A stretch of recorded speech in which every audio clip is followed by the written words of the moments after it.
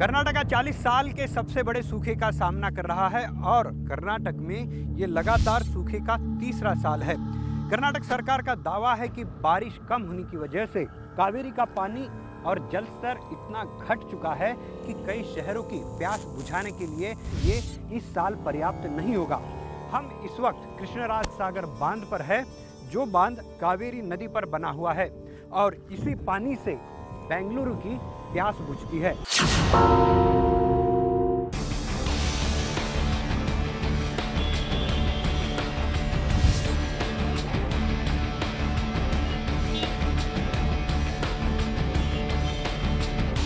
कर्नाटक की राजधानी बेंगलुरु, देश में इसे आईटी हब के नाम से जाना जाता है।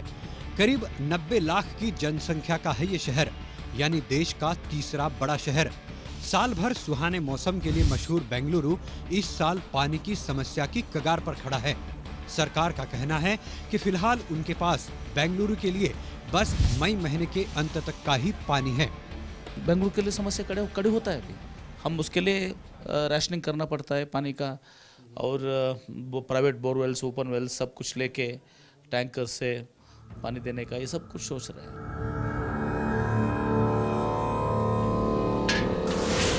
जिस कृष्णराज सागर बांध से बेंगलुरु को पानी आता है उसमें करीब 5 टीएमसी पानी है, जबकि बेंगलुरु को हर महीने करीब 2 टीएमसी पानी लगता है। लेकिन इस बांध से बेंगलुरु के अलावा मैसूर और कई शहरों को पानी मुहैया किया जाता है। प्रशासन ने अब बेंगलुरु के पानी की समस्या से निपटने की तैयारी शुरू कर दी है। इसके लिए 100 बोरवेल खोदे जा रहे हैं और बेंगलुरु के लिए 200 टैंकर की भी जरूरत पड़ेगी। बेंगलुरु वाटर बोर्ड को इसके लिए सूखे के फंड से 75 करोड़ की जरूरत है। कावेरी बेल्ट में हमारे को अभी जो डैम्स का है लेवल्स है, उसमें पीने के लिए की भी शॉर्टेज है। ये तो ही बेंगलुरु जैसे शहर की बात, जो अभी पानी की समस्या की कगार पर खड़ा है। लेकिन कर्नाटक में 176 में से 160 तहसीलों में सूखा घोषित हो चुका है। और आप अगर कर्नाटक के ग्रामीण इलाकों में जाते हैं तो हालात दिन ब दिन खराब होते जा रहे हैं।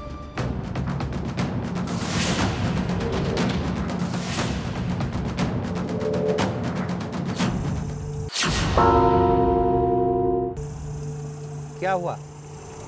पानी नहीं आ रहा। पानी नहीं आ रहा, फिर तुम कर क्या रहे हो? ये ऐसा पकड़े तो थोड़ा जोर से पानी आ जाता बाहर। मतलब इसमें ऐसा तुम हाथ, मतलब ये उंगली डालो तो इससे पानी आता है? उंगली से बाहर आता है ना, डायरेक्ट सीधा आता है। अच्छा, तो फिर वो अंदर ही जाता है पानी, बाहर नहीं आता। नहीं तो अंदर चला जाता, बाहर नहीं आता। कितना देर लगता है ये भरने के लिए? मिनिमम 15-20 मिनट तो लगेगा। 15-20 मिनट। पानी के लिए जद्दोजहद करने वाले इस लड़के का नाम है सुनील। वो कर्नाटक के खानापुर में चर्च में काम करता है। नायक गली में रहता है, जहां पानी के लिए लोग दिक्कत का सामना कर रहे हैं। जरा सुन लीजिए कितने घंटे वो पानी के लिए मशक्कत करता है। तुम रोज कितना टाइम पानी के लिए काम करते हो? 4-5 तो घंटा है। 4-5 घंटा इधर ही खड़ा रहेगा। वैसे खानापुर में पंचायत का पानी आता है, लेकिन वो पर्याप्त नहीं होता और इसीलिए फिर पानी के लिए करना पड़ता है ऐसा संघर्ष। लेकिन ये तो कुछ भी नहीं। पानी की किल्लत ने बेलगांव के पास न्यू वंटमुरी गांव में तो एक मां की कोख हरी होने से पहले ही उजाड़ दी।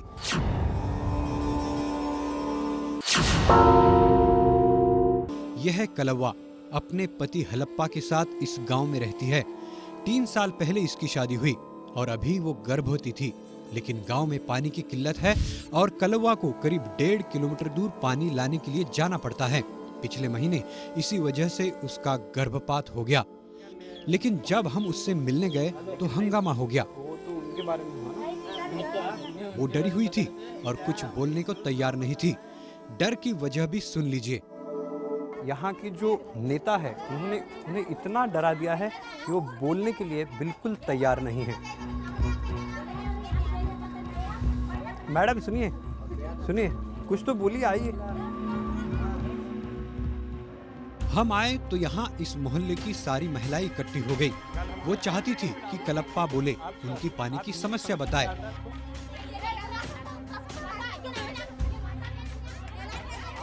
उसके बाद उसने क्या कहा ये भी सुन लीजिए।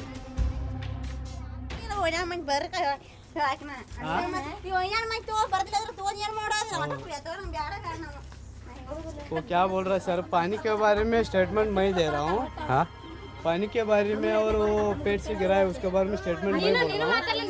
सभी लोग मेरे को हेल्प नहीं कर रहे, उसके बदले मेरे को गालियाँ दे रहे हैं। दरअसल कलप्पा ने अपने गर्भपात की बात स्थानीय मीडिया में कही थी, इसलिए गांव के नेताओं ने उसके परिवार को मुंह न खोलने की धमकी दे दी। कहा उसकी वजह से गांव की बदनामी हो रही है।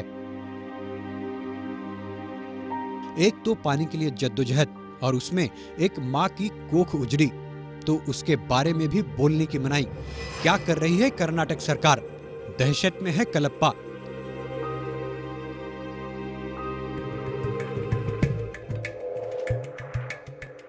लेकिन अब इस गांव के कुएं में प्रशासन ने टैंकर से पानी डालना शुरू कर दिया है। लेकिन ये हालात केवल न्यू वंटमुरी के नहीं हैं। बेलगांव के निरसोसी गांव की इस बस्ती में तो 10-12 दिन में एक बार पानी आता है और महिलाएं इस पानी के इंतजार में कड़ी धूप में बैठी रहती हैं। कितनी देर तक पानी आता है यहाँ पे? सर आते हैं कम से कम, ये अभी 20 मिनट छोड़ दिया ना। हाँ। अभी लाइट निकल गया, अब 10 मिनट छोड़ेगा, पानी बंद करेगा इसको। कितने दिनों में आता है? वो कम से कम 10 दिन की बाद आते हैं, 10-12 दिन की बाद आता है पानी। तो 10-12 दिन में एक बार? 12 दिन के बाद, 12 दिन से कम से कम ज़्यादा भी हो जाता है पानी। तो पिछली बार कब आया था पानी? अभी कम से कम 1 हफ्ते से पहले आया था सर पानी। अभी और जब आता है तब कितना आता है? आते से हम कम से कम आधा घंटा छोड़ते हैं, आधा घंटे के बाद बंद करते हैं। इन लोगों को ये पानी हिडकल बांध से आता है। लोगों को पीने के पानी की इतनी किल्लत, ऐसे में आप सोच सकते हैं कि खेतों के लिए कहां से पानी मिलेगा। कर्नाटक में इस साल 50% फसल सूखे से बर्बाद हो गई है और किसान आत्महत्या कर रहे हैं। खानापुर के पास चिखट्टीवाड़ी के 27 साल के किसान नागप्पा की कहानी आपको झकझोर देगी। उसने जनवरी महीने में आत्महत्या की। उसे कर्ज वसूली के लिए बैंक का नोटिस आया था। यह है उसके 70 साल के पिता बसप्पा। हाँ, डिप्रेशन में था वो। नोटिस आया था ना सर, उसी दिन से वो डिप्रेशन में था वो। हम बैंक लेके गया, वो मैनेजर के साथ मिला। उन्होंने क्या बोल दिया है, 6.5 लाख हो गया है आपका, ये लोन कंप्लीट कर दो, नहीं तो हम एक्शन ले लेंगे। आपका वो जमीन का आरटीसी उतार में बैंक का नाम आ जाएगा, देखो बाद में हम कुछ नहीं कर सकते हैं, पहले आप लोन भर दो, ऐसा बोल दिया इन्होंने।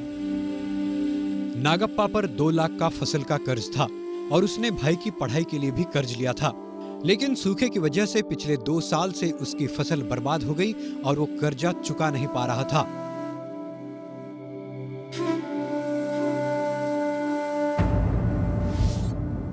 नागप्पा की आत्महत्या के बाद अब गांव में बस उसके 70 साल के बूढ़े पिता और उसकी मां अकेली रहती हैं। उसका भाई नौकरी के लिए पुणे चला गया है। मेरे को भी अभी 4-5-6 महीना हो गया ना, इधर मैंने जॉब करने के चालू किया, लेकिन उसके बाद देखना पड़ेगा क्या क्या होता है। अभी मैं इधर हूँ, मेरा बाप और माँ उधर है। अभी मेरे को इन हैंड 10 to 11-12 हज़ार तक आ जाएगा, उतना ही आएगा। लेकिन उसको मेरे को इधर रूम रेंट सब कुछ भी मैनेज करके उधर भेजने के लिए थोड़ा उतना ही बचेगा। लेकिन थोड़ा तो प्रॉब्लम चल रहा है, क्योंकि मेरे को हर वीक को घर जाना ही पड़ रहा है। अभी उसका तो मेरा माँ बाप का हेल्थ हॉस्पिटल बिल बहुत वो भी चल रहा है। सूखे ने किसान का खुशहाल घर उजाड़ दिया और बुढ़ापे में इस गरीब किसान को पत्नी के साथ अकेले रहना पड़ रहा है। जवान बेटी की आत्महत्या से मां के आंखों से पानी बहता रहता है। कर्नाटक में पिछले 1 साल में करीब 842 किसान आत्महत्या कर चुके हैं। पिछले 3 महीने में 51 किसानों ने खुदकुशी की। जनवरी महीने का आंकड़ा 40 का है। किसानों की आत्महत्या के मामले में कर्नाटक 2015 में देश में तीसरे नंबर पर रहा है। 2015 में कर्नाटक में 1197 किसानों ने अपनी जिंदगी खत्म कर दी। अब कर्नाटक सरकार केंद्र से मांग कर रही है कि वो राष्ट्रीयकृत बैंकों से लिया किसानों का आधा कर्ज माफ कर दे।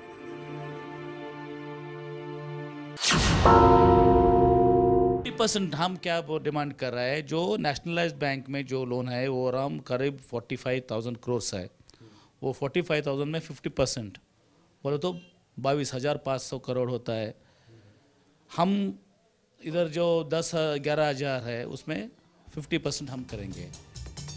आप सोचिए, अप्रैल के शुरुआती दिनों में ऐसे हालात है और इन्हीं हालातों में दूसरी तरफ कर्नाटक सरकार से तमिलनाडु सरकार कावेरी के पानी की मांग कर रही है। तमिलनाडु ने मानवीय आधार पर कर्नाटक से 3 टीएमसी पानी की मांग की है।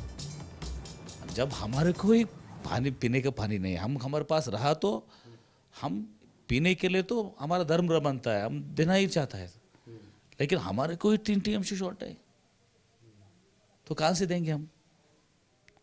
अगर पानी रहा तो हम नहीं दिया तो वो गलत होता है, लेकिन अब पानी ही नहीं है, 3 टीएमसी शॉर्टेज है और ये शॉर्टेज ज़्यादा हो सकता है।